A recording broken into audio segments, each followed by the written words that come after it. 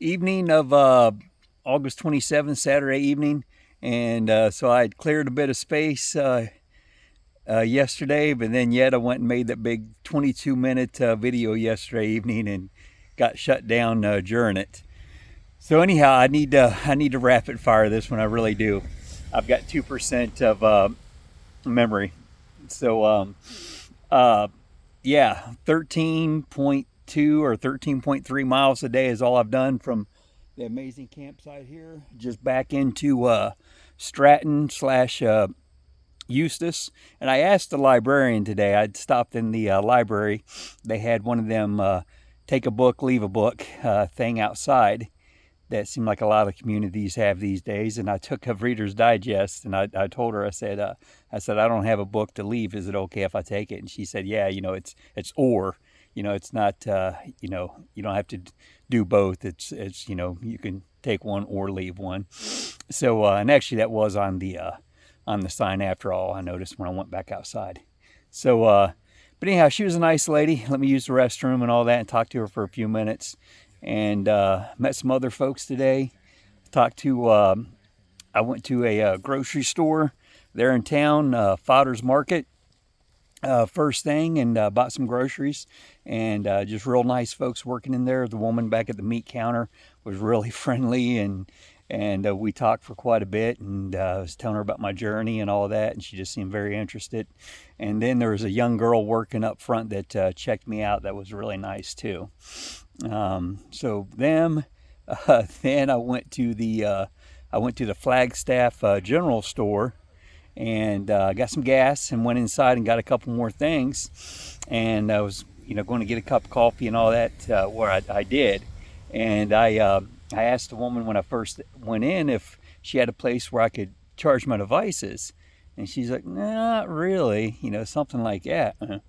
Kind of struck me as, I don't know, just different. Because I've been charging for these past, 19,000 miles plus, anywhere and everywhere. But so anyhow, but I went ahead and got my coffee and stuff, but while I was looking around the store, I saw like a power strip, and a lot of folks going by. There was a wedding down this gravel road here today, evidently. So there's been folks walking by, driving by. It has been a very, very busy gravel road. But and two, again, with the AT being right there, I've spoke to some through hikers today and all that too, which is pretty cool. But anyhow, so I noticed a power strip there in the store, which had some open outlets in it. And I mentioned that to her when I was checking out, and she got kind of, I don't know, I thought she got kind of rude about it, told me that electricity costs money. And I was like, I'm buying gas and this other stuff. And so needless to say, unfortunately, I lost my cool. I got a little smart with her and everything too.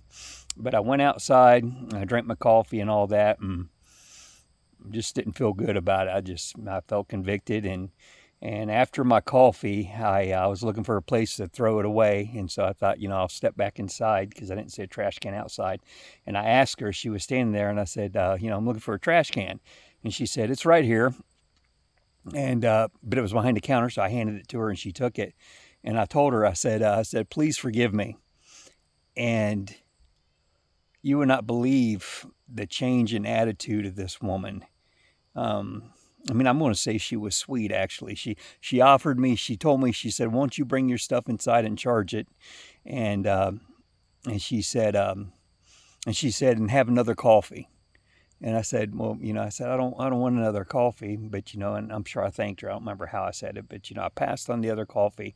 And what she had mentioned too, there was a place to charge out back. And I told her, I would do that. Maybe that's what she said, I could charge out back or something. But anyhow, so, I thanked her. And again, I said, please forgive me. And she said something like, well, charge your stuff and we'll forgive each other. And that was amazing. That just, man, I ain't going to lie. I went outside and had a moment, man. It got me right there. And I had to, compose myself just for a moment, because to go from, such a, just a negative experience, there first thing in the morning, to the complete 180 turnaround, it did my heart good. And I'm thankful that I met her and that it worked out the way it did. I did go out back to charge and it didn't work, but that was all right. I appreciated the offer, so it was all good. I actually went back to the original grocery store, back to Fodder's, and I asked them inside if I could charge. There was an outlet outside there, and yeah, they were cool with it, so I charged myself there for a while. And then just hung out in town. I went over to a bridge overlooking this beautiful little stream, that river, went through town. I sat there for a while. Then I went over to the Historical Society and sat on the picnic table out in front of it for a while. It wasn't open yet. And then I came on back out here to my campsite. And, but that said, though, I do need to mention, and again, I'm going to lose it, I'm sure, as far as my time.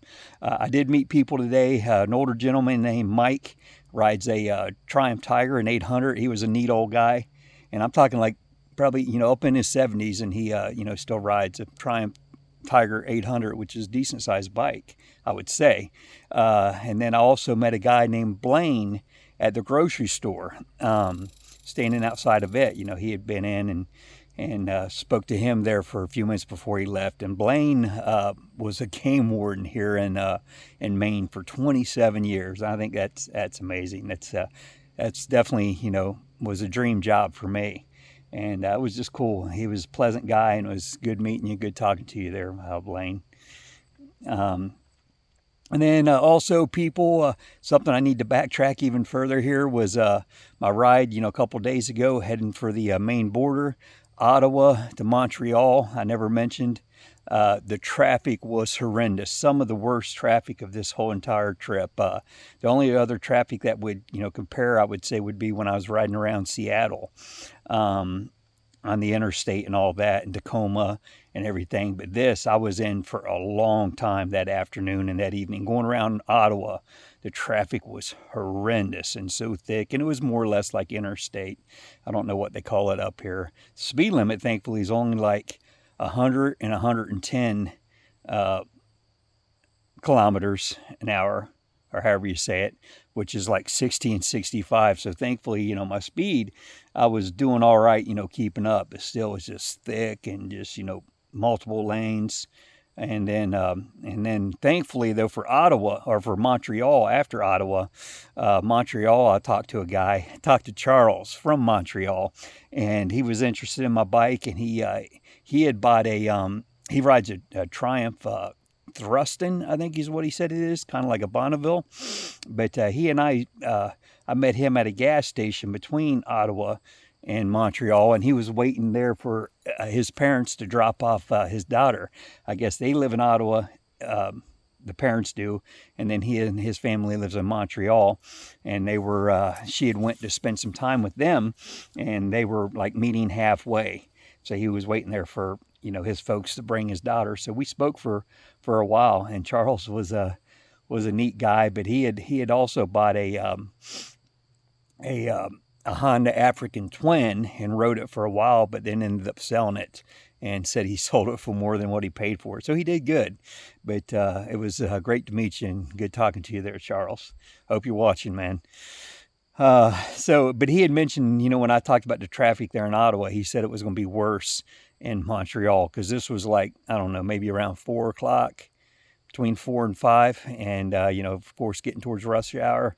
And but he said the traffic would be worse, and he mentioned like going other ways, and I did. I looked at the map, or GPS'd it, and saw that there was like a kind of like a bypass, I guess you would say, that had tolls on it, which I didn't mind to pay the tolls if I didn't have to go through rush hour city traffic. But still, on that bypass, on that side road, whatever you want to call it, traffic was still horrible, but it flowed like the whole time.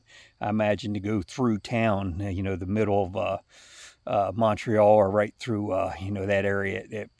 I think he might even mention about waiting in traffic, like maybe it even comes to a stop. But so I paid, a few dollars in tolls and rolled around the probably the long way, but it was actually GPS did show it as the quicker way too. And so yeah, I just wanted to say that about that traffic and about how bad it was. And again, just how good it was to meet Charles. And then today I met, like I said, I spoke to some through hikers since I've been sitting here. this morning. Then some guys later this afternoon just, basically just spoke to them. The girls, one girl I congratulated earlier and all that. But I asked her if they were through hiking, and said she was and all that. So yeah, they're almost there. They're so close. Good for them. But then I met a young woman named MapQuest. I spoke to her for a few minutes, and congratulated her and everything. So it was good to meet you there, MapQuest. And then too, I didn't mention, I met a couple young girls yesterday when I was up here on Route 27. The first place I stopped and walked out on the trail for just few feet, few yards or whatever, and took a picture of me acting like I was kissing one of the white blazes. But I walked, like I said, just up the trail just a little ways on that northbound section there, on the north side of Route 27. And these young girls had came out of the woods there, and I spoke to them. And then they went back in the woods, on this side of the road. And then sure enough, I come over here and camp, set up camp. And then as I'm sitting here yesterday evening, they come popping out of the woods again over here. And heading back to the parking lot there at 27, I guess. And so, I spoke to them again and told them about, I told them the first time when I met them over there at the road, at the parking lot, I said that I'd hiked it 30 years ago and all that. And then this time, I told them about my YouTube channel and about the fact, Purple Pilgrim, and that was my trail name, and all that good stuff. So, but it was good to meet them. Just seemed like nice young women. And then this afternoon, I met Dave and Jessica from Massachusetts, and their dog Molly, just a sweet dog. We talked to them actually when they went hiking through, and then when they came back through later, spoke to them again both times for a little while, and just neat people, good people. He rides a big 900 KTM adventure bike, and Jessica, I think it was last year, I'm thinking, she took like an 8-week or 2-month road trip by herself, just exploring, like hitting the national parks and stuff like that. And sounded like she had a big adventure herself, so that was cool. But again, we spoke to them, and we took pictures right here, of all three of us. I took, I think he might have took a picture of me, and then I took, a few selfies with all of us kneeling down over here, with Molly. But yeah, just great to meet you guys. Enjoy talking to you both times. And also a car went by, and he's like slowing down, and he's looking and everything, and he's looking at the bike and wasn't sure what he was doing. They had a canoe on top. But I was sitting inside the tent. I think I was changing. So I unzipped it, or I kind of swung my legs out or something like that, to where I was like coming out of the tent. And, he asked, I think first he asked if it was the Appalachian Trail. And I said, yeah, it's right behind you. But then he said something about the bike. And I had said something, and he said, you're not the guy from Alaska, are you? And I said, yeah. I said, how'd you know about that? Or how'd you hear about me or something?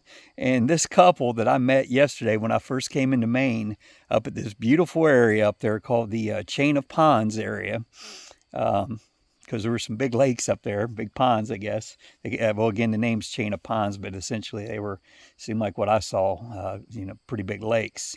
But anyhow, this nice couple was up there from Vermont, and we spoke for a few minutes.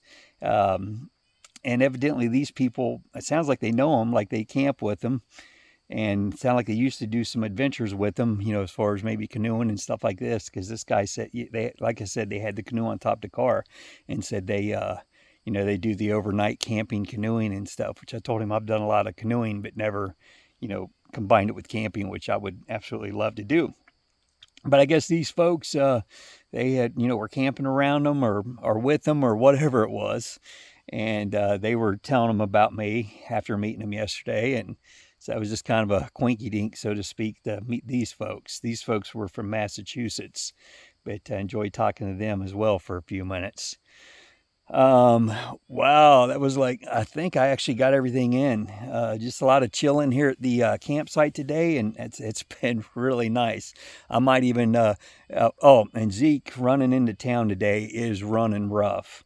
I definitely have to get him to that shop and in Augusta, God willing, first thing Monday morning. And I think I've mentioned that right yesterday about how something's wrong and he's just not running well. But I did find a shop in Augusta that sells Royal Enfield, which again I may have already said, but that's the plan. God willing, to get up early, get on the road. It says it's like 74 miles, and hour and a half I think is what GPS says, something like that. But I would like to be on the road maybe by, I don't know, 5:30, something like that. If it's light by then. If it's dark, well, I'm just not crazy over, again, deer and moose movement, game movement is highest, at that time, in the mornings and in the evenings. First light and last light stuff is really moving around. So I'm not sure about rolling out in the dark, but I mean, if it's, just slightly dark, getting light, that'd be all right. And you just gotta be careful. I mean, it is what it is. You just gotta just be on the alert either way. So you know what? I'm gonna shut it down. A blessed day here in the Maine, in not the Maine, but blessed day in Maine, and I'm thankful to be here. And might call my woman or my folks maybe here in a minute. We'll see. I talked to both of them yesterday. Talked to my dad for a while and talked to Lori and just all that good stuff. So yeah, I'm gonna shut it down while I still got some a few moments left on this thing. So just thank you all for watching, and God bless you guys. Good night.